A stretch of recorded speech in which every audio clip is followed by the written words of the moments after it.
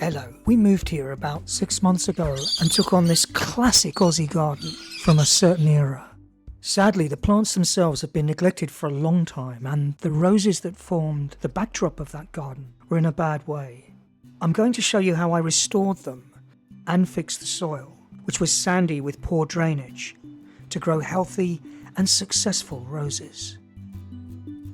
You can see from this plan that the strip is dominated by 7 icebergs. They're a bit gnarly now, but that's okay.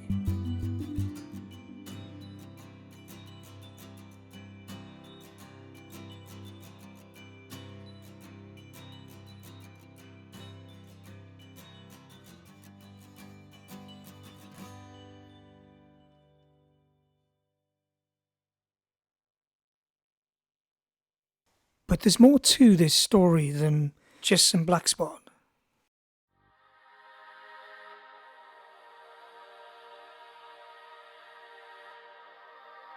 The next step is just to check underneath the leaves and around the branches and canes, because this is where the pests or fungus will be hiding. You know, roses have got their own encyclopedic library of all the different diseases and blights and canker and borers and suckers and spider mites. Everyone loves the rose, it seems. With so many pests, sometimes you will find a problem you don't recognise. Take a photo and match it online. This will be the quickest way to identify not just the cause, but also the treatment. But these scary guys are not the problem here. It was more in the soil itself.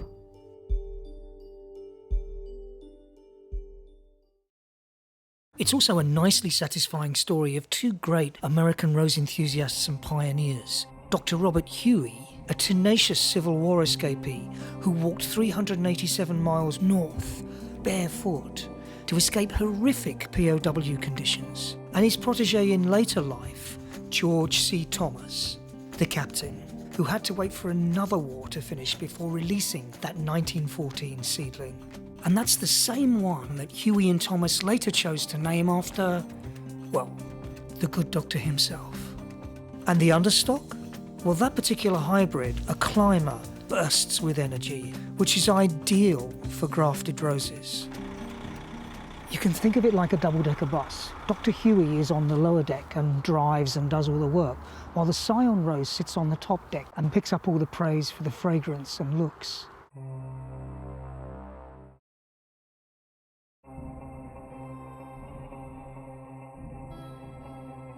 We owe this hard worker a debt.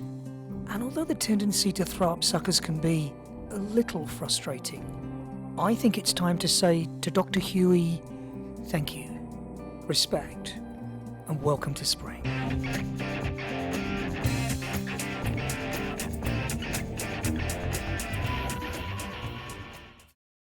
So we've lived in Sydney for 20 years now, despite the accent, and I've never ever had a really big scary snake in the back garden before.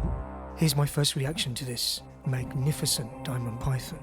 Oh my god, it's climbing the tree.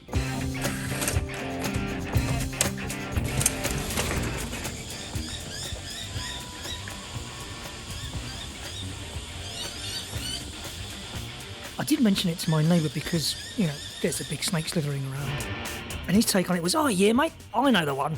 No dramas, he's one of the locals. The funny postscript to this was about 2 weeks later when I was driving back from the shops about 9 p.m. at night, and it is very dark down this little road that leads up to our street.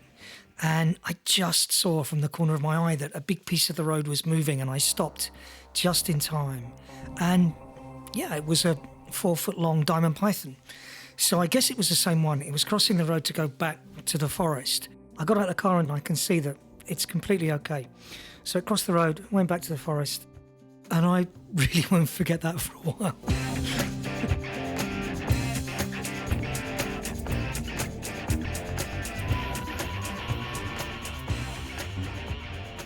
Okay, the easiest way to deal with this is just to imagine that you got a time machine.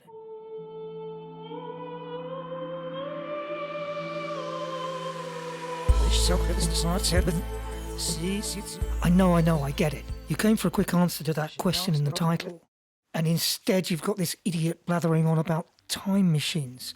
But bear with me, because there is a reason for truncating the answer like this, and it's about the effect on the native predators in your garden.